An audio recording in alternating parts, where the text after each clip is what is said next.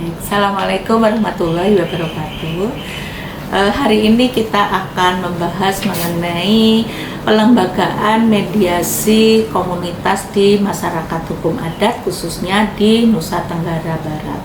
Apa sih yang dimaksud dengan delik adat? Delik adat adalah suatu tindakan yang melanggar perasaan keadilan dan kepatuhan, ya, atau menantang tata tertib yang hidup di dalam masyarakat, yang menyebabkan terganggunya ketentraman dan keseimbangan masyarakat yang bersangkutan, sehingga perlu diselesaikan atau dihukum agar keseimbangan masyarakat tidak terganggu atau kembali pulih.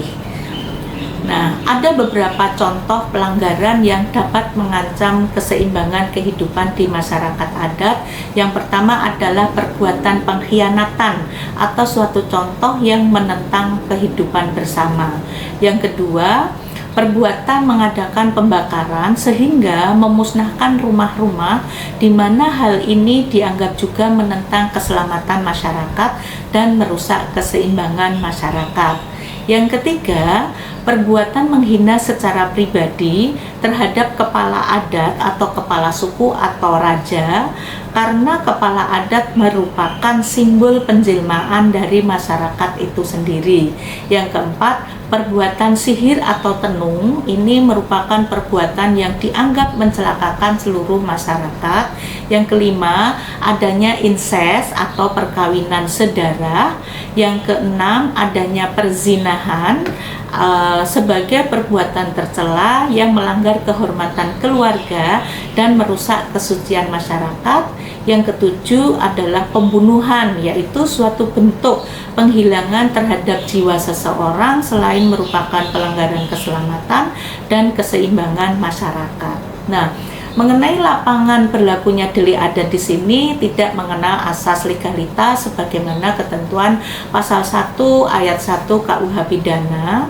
Nah, adapun reaksi-reaksi adat itu yang pertama adalah penggantian kerugian, adanya bayaran uang adat kepada orang yang terkena pelanggaran adat itu. Kemudian yang ketiga adanya selamatan korban, yang keempat adanya penutup malu atau permintaan maaf, kemudian berbagai rupa hukuman badan hingga hukuman mati. Selanjutnya adalah pelaku itu diasingkan dari masyarakat dan adanya penurunan kasta seperti di Bali. Sifat pelanggaran hukum adat di sini hanya mengenal satu prosedur dalam penuntutan pidana maupun perdata, itu menjadi satu, yakni hanya mengenal satu pejabat saja untuk semua pelanggaran hukum adat, yaitu kepala adat. Dengan demikian ini kan berbeda ya dengan sistem pidana atau perdata secara nasional yang ada perkara perdata maupun perkara pidana.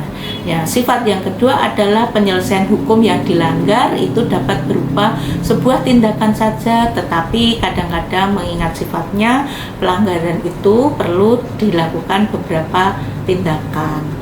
Nah, tentang peradilan adat di sini itu dapat diketahui telah ada sejak zaman kolonial Belanda yang diatur dalam pasal 130 IS. Nah, tetapi pasca kemerdekaan berdasarkan pasal 1 ayat 2 Undang-Undang Darurat Nomor 1 Tahun 1951, Menteri Kehakiman diberi mandat untuk menghapus secara berangsur-angsur dua peradilan, yaitu peradilan swaprada dan segala pengadilan adat. Nah, upaya ini diperkuat dengan lahirnya Undang-Undang Nomor 19 Tahun 1964. Nah, bagaimana lembaga adat itu berfungsi sebagai media komunitas? Yang pertama, adanya pengintegrasian mediasi komunitas secara kelembagaan untuk masuk menjadi bahan dari sistem peradilan nasional.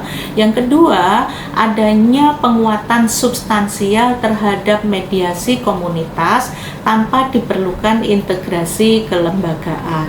Nah, Ada beberapa contoh lembaga adat. Yang pertama di Tapanuli disebut dengan Rumbun Adat, di Aceh Diat, Sayam, Sulo, Peumat Jaru, kemudian di Bali ada Mudita Kertasaba atau Kertadese, di Lombok adanya Solo atau Begundung, di Sumbawa adanya lembaga adat Tanah Samawa, di Bima adanya lembaga adat Bolo Radampa.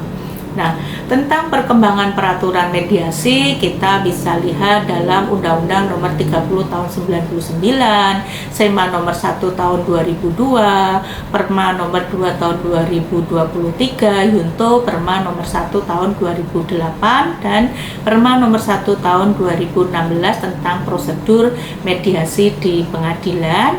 Juga ada Perkap Nomor 8 Tahun 2021, Perjan Nomor 15 tahun 2020, dan surat keputusan Dirjen Badan Peradilan Umum nomor 1691 tahun 2020 tentang pemberlakuan pedoman penerapan keadilan restoratif. Nah, bagaimana konteks di Nusa Tenggara Barat ya, di NTB itu misalnya terdapat pengaturannya di dalam Perda NTB nomor 9 tahun 2018 tentang balai mediasi. Di situ dinyatakan bahwa penyelesaian sengketa berdasarkan musyawarah mufakat merupakan kearifan lokal yang tumbuh dan berkembang pada masyarakat di Nusa Tenggara Barat yang dilakukan melalui mediasi. Nah, keberadaan Perda Balai Mediasi ini diharapkan dapat menjadi sarana bagi masyarakat Nusa Tenggara Barat untuk memperkuat eksistensi mediasi komunitas, termasuk peran tokoh adat sebagai mediator atau fasilitator. Terima kasih. Kita lanjut dengan berbagai macam diskusi ya. Assalamualaikum warahmatullahi wabarakatuh.